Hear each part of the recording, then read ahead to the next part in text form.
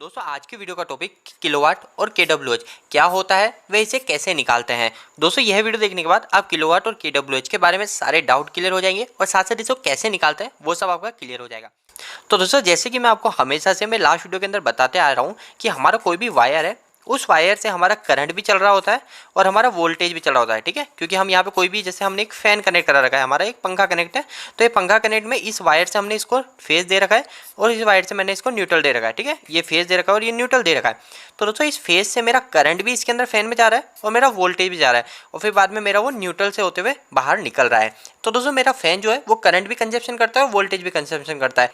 तो दोस्तों पहले मैं आपको थोड़ी कैलकुलेशन बताता हूँ, उसी के अंदर आप किलोवाट और केडब्ल्यूएच क्या होता है वो भी आप समझ जाओगे। तो दोस्तों कैलकुलेशन में आपको ये बता रहा हूँ कि आखिर किलोवाट कैसे निकलता है। तो दोस्तों किलोवाट निकालना बहुत ही सिंपल है। हमको क्या करना है, हमारा, मैंने आपको जैसे बताया हमारा फैन क्या क्या कंजप्शन कर रहा है, मैंने आपको बताया ना, हमारे वायर से वोल्टेज भी जा रहा है, करंट भी जा रहा है, वोल्टेज और हमारा आई करंट, ठीक है। तो दोस्तों वोल्टेज और हमारा करंट, तो हम इन दोनों को मल्टीप्लाई कर देंगे, यानी वोल्टेज को और करंट को दोनों को मल्टीप्लाई कर देंगे तो हमारा आ जाएगा दोस्तों केवीए। एक और वर्ड सुना होगा आपने, वो होता है दोस्तों केवीए। इन दोनों को मल्टीप्लाई करने के बाद हमारा आएगा केवीए। पर दोस्तों अगर हमको किलोवाट निकालना है, आखिर हमारा जो है वो लोड कितना किलोवाट का है, तो मेरे को इसके अंदर एक और चीज़ मल्टीप्लाई करनी है, वो है दोस्तों पावर फैक्टर। क्योंकि दोस्तों हमारा जो भी लोड होता है उस लोड का कुछ पावर फैक्टर होता है। ये पावर फैक्टर क्या होता है और पावर फैक्टर कैसे कैलकुलेट करते हैं, इसके ऊपर तो मैंने एक डिटेल वीडियो बना रखा है, वो इस वीडियो के ही एंड स्क्रीन में मैं आपको सजेशन में डाल दूंगा, आप वहाँ देख लेना, आपको बिल्कुल क्लियर हो जाएगा। तो दोस्तों जैसा मैंने अभी आपको बताया कि हमको वोल्टेज और करंट और पावर फैक्टर तीनों को मल्टीप्लाई करना है और हमारा किलोवाट आ जाएगा। वो कैसे आता है वो भी मैं आपको बताता हूँ। तो दोस्तों जैसे कि मैं मानता हूँ कि एक मेरा एक मोटर है, ठीक है, मैं फैन नहीं एक मोटर मानता हूँ। अब ये मेरी मोटर है 3 फेज की, ठीक है, 3 फेज की एक मेरी मोटर है, इसका मेरे को किलोवाट निकालना है। कैसे निकालूंगा, तो 3 फेज की मोटर का मेरे को किलोवाट निकालना है, तो मेरे को इसके वोल्टेज पता होनी चाहिए कि मैं इसके अंदर कितने वोल्टेज दे रहा हूँ। जैसे मैं मानता हूँ मैं 415 वोल्टेज दे रहा हूँ और ये मोटर मेरी कितना करंट ले रही है, तो करंट ले रही है मेरी मोटर 10 एम्पियर, ठीक है, मेरे पास ये वैल्यू है इसकी।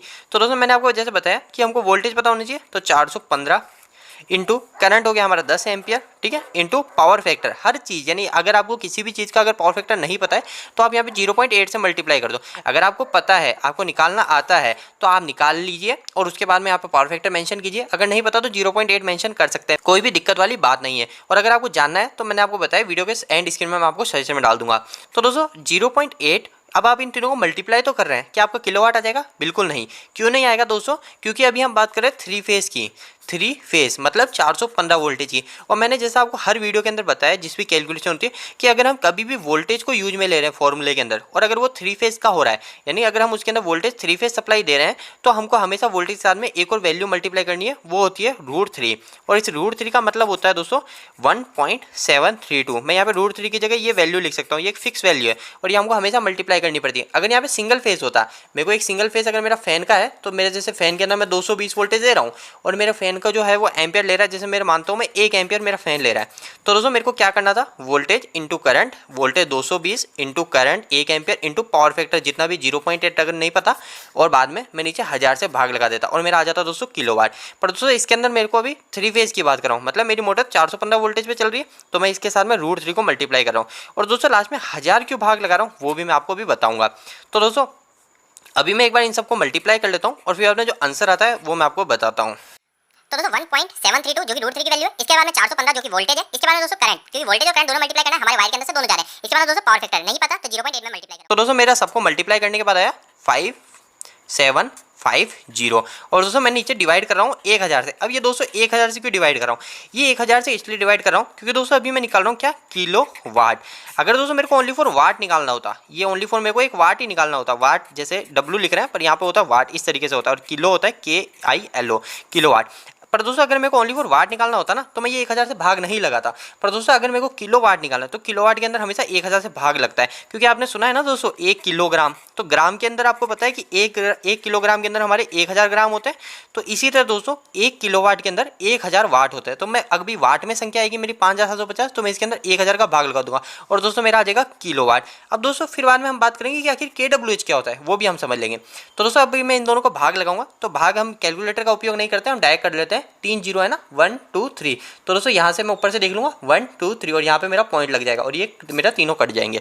तो दोस्तों मेरा जो आ जाएगा किलोवाट वो आ जाएगा 5.75 किलोवाट। तो दोस्तों बहुत ही आसान है, आप सिर्फ इस फॉर्मूले का यूज कीजिए, बहुत ही सिंपल है, आपको फॉर्मूला भी याद रखने की जरूरत नहीं है। आपको पता है कि मेरी कोई भी चीज़ है वो उपकरण वोल्टेज भी कंजप्शन कर रहा है, करंट भी कंजप्शन कर रहा है और साथ साथ मेरे को एक और चीज़ याद रखनी है, पावर फैक्टर।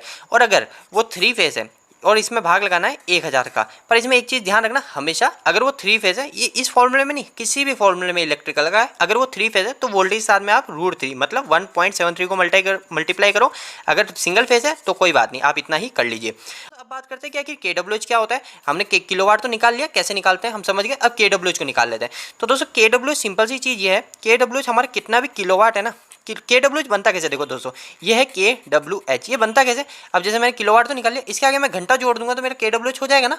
तो दोस्तों क्या करूंगा मैं, किलोवाट के अंदर अब मैं मल्टीप्लाई और कर दूंगा, 1 घंटे और मल्टीप्लाई कर दूंगा और मेरा KWH आ जाएगा। जैसे कि मैंने अभी किलोवाट निकाला सबको मल्टीप्लाई करके, इसी तरह दोस्तों मैं अब किलोवाट के अंदर घंटा और मल्टीप्लाई कर दूंगा तो मेरा हो जाएगा KWH।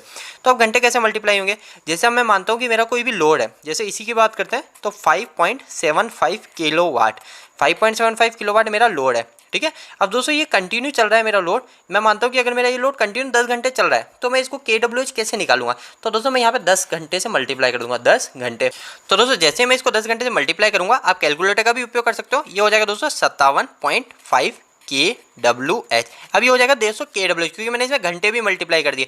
अगर यहाँ पे 10 घंटे के बजाय मैं 1 घंटा ही करूंगा, 1 घंटा करूंगा तो ये 1 घंटा मल्टीप्लाई हो जाएगा, 1 से इधर मल्टीप्लाई हो जाएगा और ये हो जाएगा दोस्तों मेरा 5.75 KWH। पर दोस्तों एक चीज़ ध्यान रखिएगा, ये जो KWH होता है, इस KWH का मतलब हो गया यूनिट।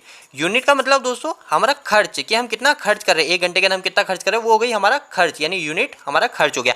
और दोस्तों हमारी जो किलोवाट होती है वो किलोवाट होती है एक तरह की पावर। अब पावर का मतलब ये होता है दोस्तों, जैसे आपकी कोई भी ताकत है, आपके अंदर कितनी ताकत है, तो वो ताकत अलग चीज़ हो गई, और हमारी जो भी कोई भी मोटर है या फिर हमारा कोई भी लोड है, उस लोड में कितनी ताकत है, वो ताकत हमारा किलोवाट से पता चलती है कि आखिर वो कितना करंट कंजप्शन करेगी। तो दोस्तों उम्मीद है कि इस वीडियो को देखने के बाद आपका किलोवाट और KWH से जुड़े सारे डाउट क्लियर हो गए होंगे और ये कैसे कैलकुलेट करता है वो भी आप सीख गए होंगे।